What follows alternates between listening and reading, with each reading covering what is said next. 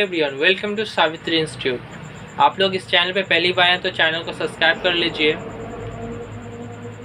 यह आप लोगों का न्यू मॉडल एक्टिविटी टास्क है अगस्त 2021 का, सब्जेक्ट लाइफ साइंस यानी जीव विज्ञान क्लास 10 का। ठीक है, तो चलिए शुरू करते हैं।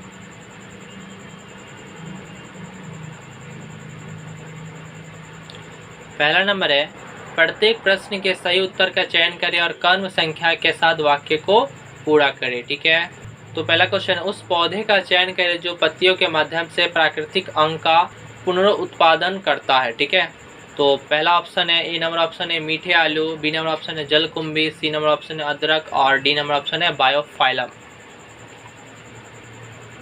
ठीक है, तो इसको आप लोग को बोला गया है कर्म संख्या के अनुसार। ठीक है, तो लिखिएगा पत्तियों के माध्यम से प्राकृतिक अंगों का पुनरुत्पादन करने वाला पादप है। ठीक है, तो इसका ऑप्शन है डी नंबर।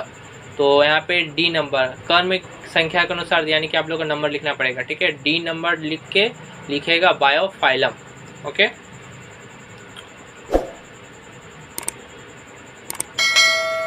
अब आते हैं next number, 2 number.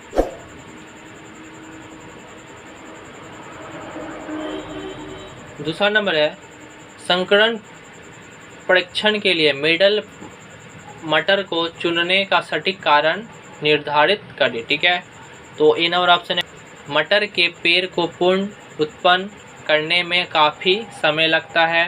B number option है, मटर के पेड़ों में विपरीत गुणों की उपस्थिति बहुत कम है। सी नंबर ऑप्शन है, मटर के फूलों में सौर परागण की तुलना में अन्य लक्षणों के साथ मिश्रित होने की संभावना कम होती है। डी नंबर ऑप्शन है, मटर के फूलों को कृत्रिम रूप से परागित करना संभव नहीं है। ठीक है, तो पूर्ण वाक्य के साथ यानी कि नंबर भी दीजिएगा साथ में। तो लिखिएगा मेडल के मटर को संकरण परीक्षण के लिए चुनने का सही कारण यह है कि, तो ऑप्शन होगा सी नंबर। ओके, तो ऑप्शन होगा सी नंबर। लिखिएगा मटर के फूलों में सौर परागण की तुलना में अन्य लक्षणों के साथ मिश्रित होने की संभावना कम होती है। ओके, तो यहाँ तक लिखिएगा। चलिए आगे बढ़ते हैं। 3 नंबर है, उस कथन की पहचान करें जो सत्य नहीं है। ओके, तो पहला ऑप्शन है यानी ए नंबर ऑप्शन है, अतिरिक्त वाष्पीकरण को रोकने के लिए कैक्टस के पौधों को काटने के लिए परिवर्तित किया गया है। बी नंबर ऑप्शन है, रोहू में तैरने वाले मूत्राशय के पीछे के कक्ष में मौजूद रेटिया मिराबिलिया गैस पैदा करता है। सी नंबर ऑप्शन है, कबूतर के फेफड़े मुख्य रूप से 9 वायुकोषों से जुड़े होते हैं जो कबूतर को उड़ने में मदद करते हैं। डी नंबर ऑप्शन है, ऊँटों की आरबीसी अपने अंडाकार आकार के कारण अत्यधिक घने रक्त के माध्यम से आसानी से आगे बढ़ जाते हैं। ठीक है, तो इसका आंसर लिखिएगा निम्नलिखित कथन जो सत्य नहीं है। ठीक है, तो बी नंबर है, रोहू में तैरने वाले मूत्राशय के पीछे के कक्ष में मौजूद रेटिया मिराबिलिया गैस पैदा करते हैं। ठीक है, यहाँ तक लिखिएगा। आगे अब आते हैं 2 नंबर पे, एक शब्द या एक वाक्य में उत्तर दे। ठीक है, पहला क्वेश्चन है, मानव विकास के किशोरावस्था चरण की एक महत्वपूर्ण विशेषता का उल्लेख कीजिए। ठीक है, तो इसका आंसर लिखेगा मानव विकास के किशोरावस्था चरण की एक महत्वपूर्ण विशेषता। ठीक है, तो ये हेडिंग है, पहले दीजिएगा। ओके, हेडिंग देने के बाद लिखिएगा यहाँ से, मानव विकास के किशोरावस्था चरण में औरतों की बोली में मिठास, पुरुषों की गले की आवाज़ में मोटापन आदि लक्षण उत्पन्न होने लगते हैं और मनुष्य पूर्ण वयस्क का रूप को धारण करने लगते हैं। ठीक है, तो यहाँ तक लिखिएगा इसके अंदर। ओके, अब आते हैं नेक्स्ट पे 2 नंबर।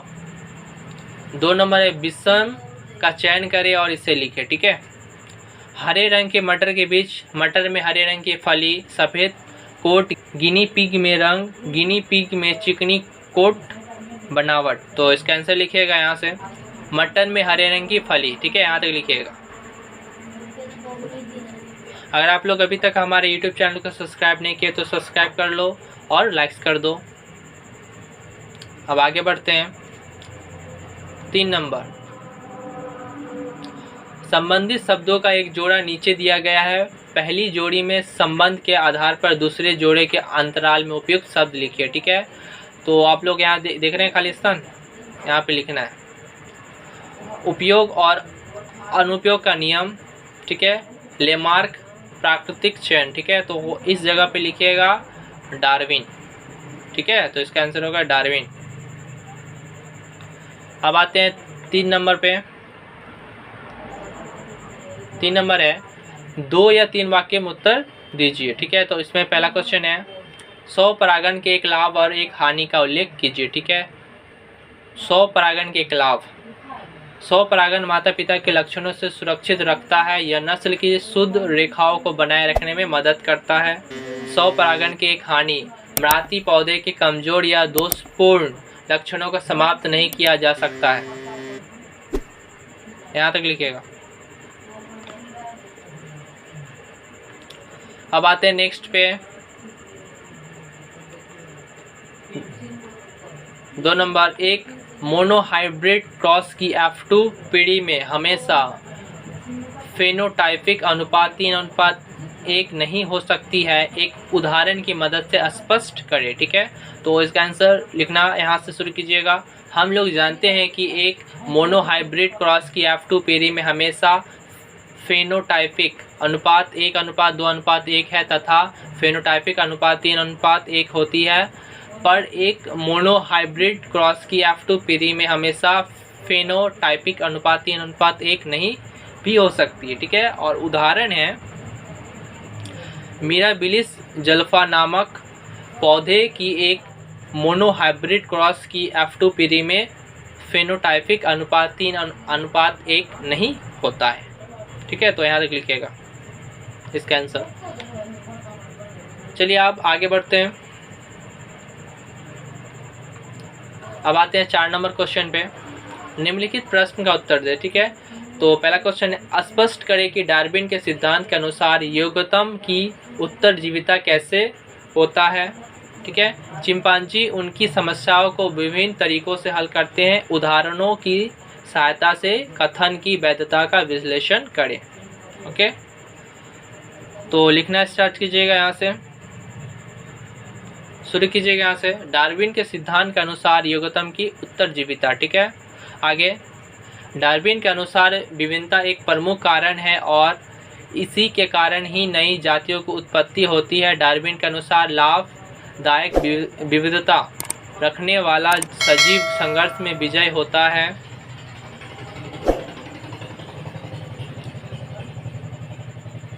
विजय सजीव को प्रकृति पहचान लेती है और इसे अगली पीढ़ी उत्पन्न करने का अवसर देती है।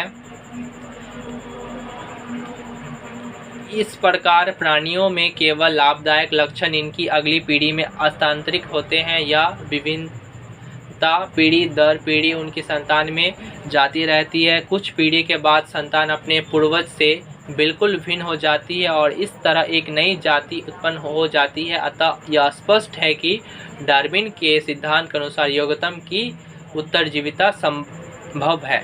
ठीक है, और आगे लिखिएगा कोई भी सजीव अनुकूल के कारण अपने वातावरण से आवश्यक वस्तुओं को प्राप्त करते हैं और प्रजनन कर अपनी जाति की अस्तित्व को कायम रखते हैं।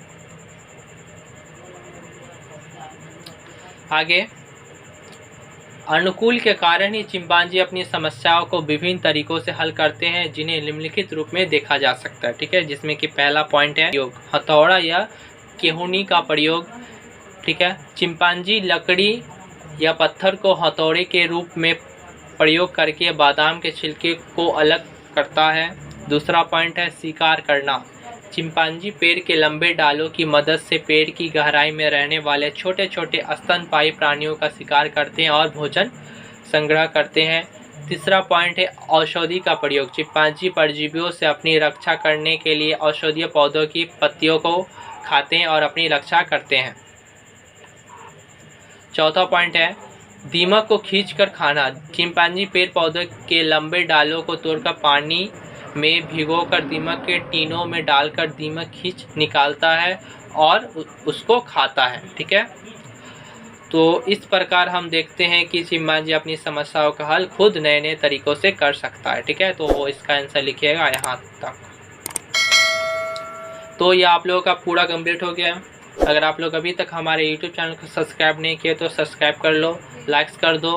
अगर आप लोग इसका PDF फाइल चाहिए तो हमारे WhatsApp टेलीग्राम से जुड़ जाइए, डिस्क्रिप्शन बॉक्स में लिंक दिया गया है। ओके, तो चलिए, धन्यवाद।